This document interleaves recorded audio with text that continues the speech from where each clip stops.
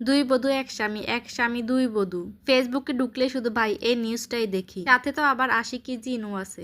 ভাইরে ভাই কেমনে যে এত নাটক করে ভিউর জন্য। আসসালামু আলাইকুম, সবাই কেমন আছেন? আশা করি সবাই ভালো আছেন। আলহামদুলিল্লাহ আমিও ভালো আছি আপনাদের দোয়ায়। এই তো সকালবেলা ঘুম থেকে উঠে মা ছেলে নাস্তা খেতে বসে গেলাম। আমার ছেলে তো ডিম ছাড়া খাবে না, তাই ওর জন্য পেঁয়াজ আর কাঁচামরিচ দিয়ে আজকে ডিম ভাজি করলাম।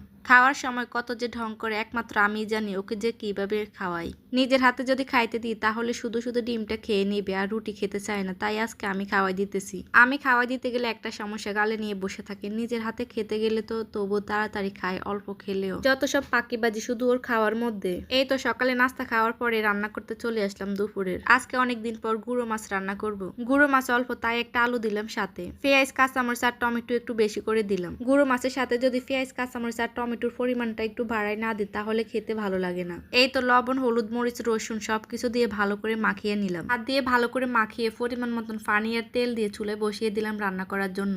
কেন জানি না সবাই গুঁড়ো মাছ বেশিরভাগ হাত দিয়ে মাখিয়ে রান্না করে, তবে আমার মনে হয় আপনি যেভাবে রান্না করুন না কেন মশলার পরিমাণটা যদি ঠিকঠাক করে দেন তাহলে রান্না মজা হয় খেতে। এই তো এখানে আমি আবার কদু শাক রান্না করব। অনেকে হয়তো কদু শাক চিনে না, লাউ শাক বললে সবাই চিনে। এটা হচ্ছে আমার আম্মুর সবচেয়ে প্রিয় একটা শাক। শুধু লবণ আর হলুদ মরিচ দিয়ে সিদ্ধ করে দিলেও আম্মু খেতে পারবে।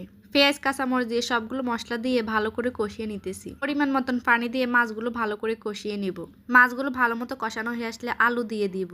আলুগুলো মোটামুটি সিদ্ধ হয়ে আসলে শাকের ডাঁটাগুলো দিয়ে দিব। শাক আর ডাঁটা একসাথে দিলে ডাঁটাগুলো সিদ্ধ হতে চায় না, তাই আজকে আমি ডাঁটাগুলো বেছে বেছে আগে দিয়ে দিলাম। এদিকে আমার আলু আর ডাঁটাগুলো সিদ্ধ হতে থাক। এবার ভিডিওর মূল টপিক্সে আসি। ফেসবুকে তো ঢুকলে এখন শুধু একটাই টপিক্স, দুই বউ আর এক স্বামী। আদৌ কি সম্ভব দুই বউ নিয়ে একসাথে সুখে থাকা, ভালো থাকা? এতদিন ধরে আমরা শুধু এটাই দেখে আসছি, দুই বউ নিয়ে অনেক সুখে আছে আহাত ভাই। হঠাৎ করে শুনলাম বড় বউকে নাকি আশিকি জিন ধরেছে। এর মধ্যে আবার শুনি ছোট বউ নাকি রাতের অন্ধকারে চলে গেছে। ভাই জিন ধরলো একজনকে আর চলে গেল আরেকজন, এটার মানে তো প্রথমে বুঝলাম না। আমি যেরকম এটার মানে বুঝি না, ঠিক আপনারাও অনেকে আছেন এটার মানে বুঝেন নাই। এখন কিন্তু কম বেশ সবাই জানে ভিউ বাড়ানোর জন্য এত সব নাটক। আশিকি জিন ধরাতে ভিউ তেমন ভারীও নাই, ব্যবসা এতটা ভালো হয় না, তাই এখন ছোট বউ পালিয়েছে। এখন কিন্তু অনেক ভিউ কামাইতেছে। তবে যাই হোক ভাই, আহাত ভাইয়ের কিন্তু অনেক বুদ্ধি আছে বলতে হয়। তিনটা বিয়ে করে বর্তমানে দুইটা বউ নিয়ে এখনো টিকে আছে। টাকার জন্য মানুষ কত কি না করে, টাকার জন্য এতদিন দেখাইছে ওরা কত যে সুখে আছে, এখন আবার সে টাকার জন্যই দেখাইতেছে ওরা মোটেও সুখে ছিল না তিনজন। মানুষ কেমনে পারে ভাই টাকার জন্য সতীনের সংসার করতে?